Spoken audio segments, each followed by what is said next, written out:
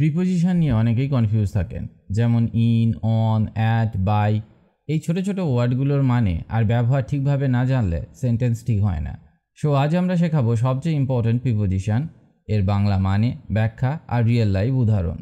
ভিডিওটা শেষ পর্যন্ত দেখলে আপনি কনফিডেন্টভাবে ইংলিশ সেন্টেন্স বলতে পারবেন। So let's begin the journey. In. In মানে ভিতরে বা মধ্যে। ইন ব্যবহার হয় কোনো কিছুর ভিতরে থাকার ক্ষেত্রে, যেমন ঘরের মধ্যে, ব্যাগের মধ্যে, বাক্সের মধ্যে ইত্যাদি।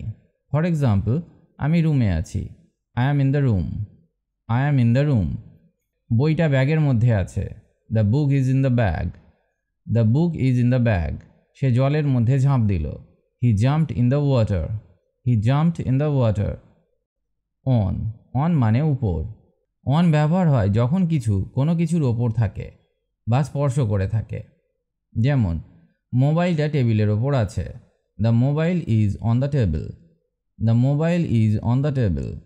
পাখিটা গাছের ওপর বসে আছে, the bird is on the tree. The bird is on the tree. আমি টিভি অন করলাম, I turn on the TV.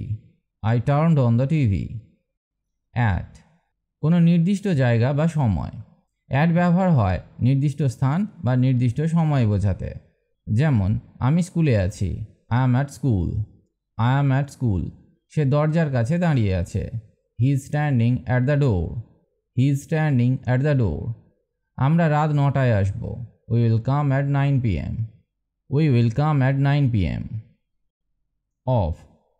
এর বা সম্পর্ক বোঝাতে ব্যবহার করা হয়, বা বলতে পারেন অফ দিয়ে কোনো কিছুর মালিকানা বা সম্পর্ক বোঝানো হয়, যেমন ওটা আমার বন্ধুর বই, that is the book of my friend. That is the book of my friend. সে আমাদের গ্রামের ছেলে, he is the boy of our village. He is the boy of our village. এটা পাখির পালক, it is a feather of a bird. It is a feather of a bird. By. দ্বারা বা কাছে। বাই ব্যবহার করা হয় কিছুর মাধ্যমে কিছু হওয়া বোঝাতে বা কোনো কিছুর পাশে কিছু থাকলে, যেমন গানটা গাওয়া হয়েছে লতা মঙ্গেশকরের দ্বারা, the song was sung by Lata Mangeshkar. The song was sung by Lata Mangeshkar. সে দরজার পাশে দাঁড়িয়ে আছে, he is standing by the door. He is standing by the door. চিঠিটা পাঠানো হয়েছে পোস্ট দিয়ে, the letter was sent by post. The letter was sent by post. As. As মানে যেমন বা হিসেবে। অ্যাজ ব্যবহার করা হয় কারো ভূমিকা বোঝাতে, যেমন টিচার হিসাবে অথবা তুলনা করতে। ফর এক্সাম্পল, আমি একজন শিক্ষক হিসেবে কাজ করছি, I work as a teacher. I work as a teacher. সে সাহসী যেমন সিংহ, he is brave as a lion. He is brave as a lion. তুমি আমার জন্য বন্ধু হিসেবে আছো, you are there for me as a friend. You are there for me as a friend. Show.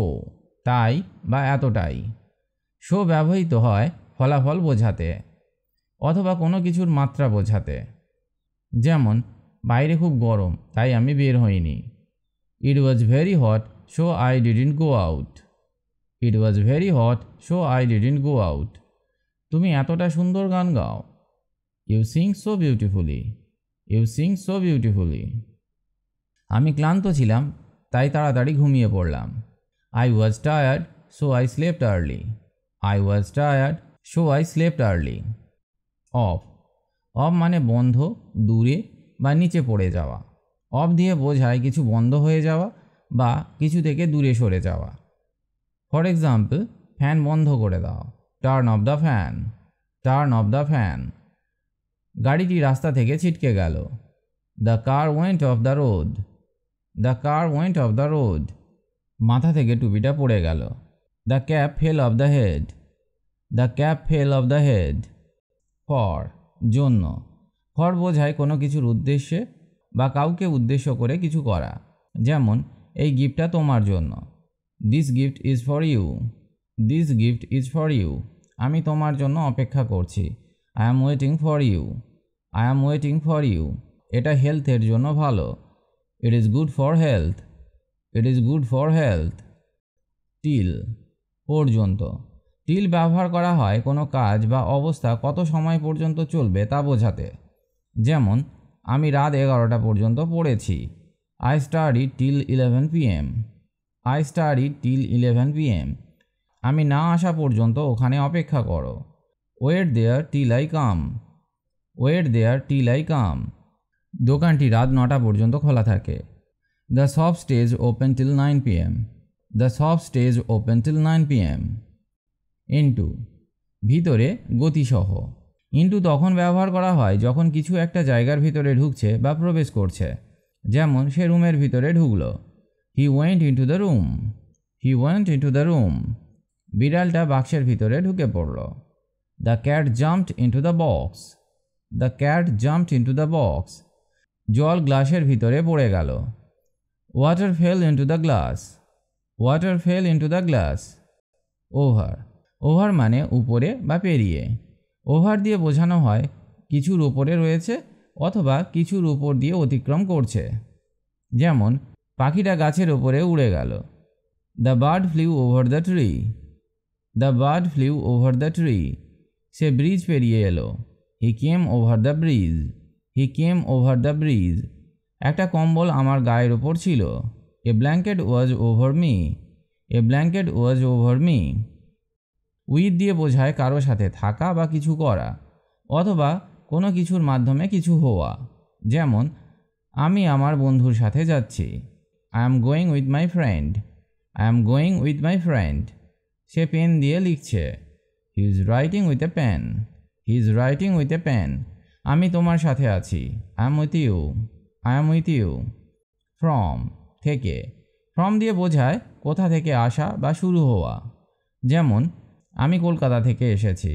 I came from Kolkata. I came from Kolkata. এই উপহারটা আমার বন্ধুর থেকে পেয়েছি। I got this gift from my friend. I got this gift from my friend. Glass থেকে জল পড়ে গেছে। Water fail from the glass. Water fail from the glass. Such এরকম বা এত। সাচ ব্যবহার হয় কোনো কিছুর গুণ বা মান বোঝাতে বা কাউকে বিশেষভাবে বর্ণনা করতে, যেমন তুমি এরকম ভালো মানুষ। You are such a good person. You are such a good person. আমি এত সুন্দর জায়গা আগে দেখিনি। I have never seen such a beautiful place. I have never seen such a beautiful place. সে এরকম ভুল করবে ভাবিনি। I didn't expect such a mistake from him. I didn't expect such a mistake from him. Upon মানে প্রায় অনের মতোই, কিন্তু একটু বেশি ফর্মাল বা লিটারেরি টোনে ব্যবহার হয়।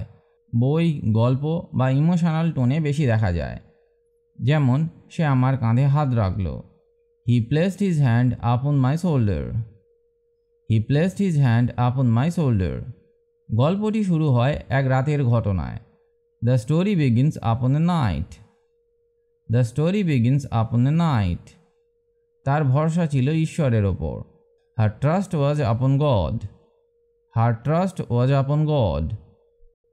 এভার। এভার মানে কখনো। এভার ব্যবহার হয় কোনো কিছু জীবনে কখনো ঘটেছে কি না সেটা জিজ্ঞেস করতে বা বোঝাতে, যেমন তুমি কখনো লন্ডন গিয়েছ? Have you ever been to London? Have you ever been to London? আমি কখনো এমন ভালো মানুষ দেখিনি। I have never ever seen such a good person. I have never ever seen such a good person.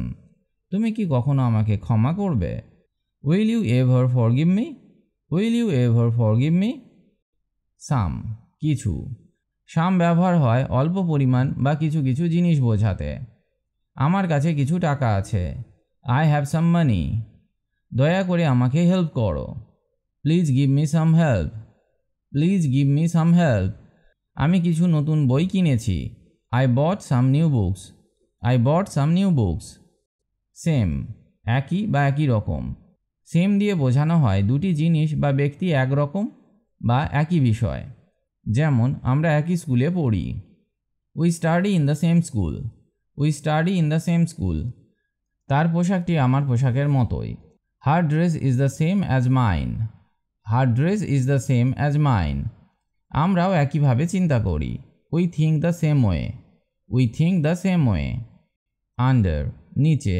Under ব্যবহার করা হয় কোনো কিছু নিচে থাকা বা কোনো অবস্থার ভিতরে বোঝাতে, যেমন বিড়ালটা টেবিলের নিচে আছে। The cat is under the table. The cat is under the table. সে এখন চাপের মধ্যে আছে। He is under pressure now. He is under pressure now. আমি একটা ছাতার নিচে দাঁড়িয়েছিলাম। I was standing under an umbrella. I was standing under an umbrella. I hope এই ভিডিওটা দেখে এখন আপনার কাছে প্রিপোজিশনের ব্যবহার অনেক ক্লিয়ার লাগছে। প্রত্যেকটা ওয়ার্ডের সঙ্গে উদাহরণ দিয়ে শিখলে শেখা অনেক ইজি হয়। আপনি চাইলে এই ভিডিওর নিচে কমেন্ট করে জানাতে পারেন কোন প্রিপোজিশন আপনার সবচেয়ে কনফিউজিং লাগে। ভিডিওটা ভালো লাগলে লাইক, শেয়ার আর সাবস্ক্রাইব করতে ভুলবেন না। See you in the next learning video. Till then, keep learning, keep growing. Bye bye.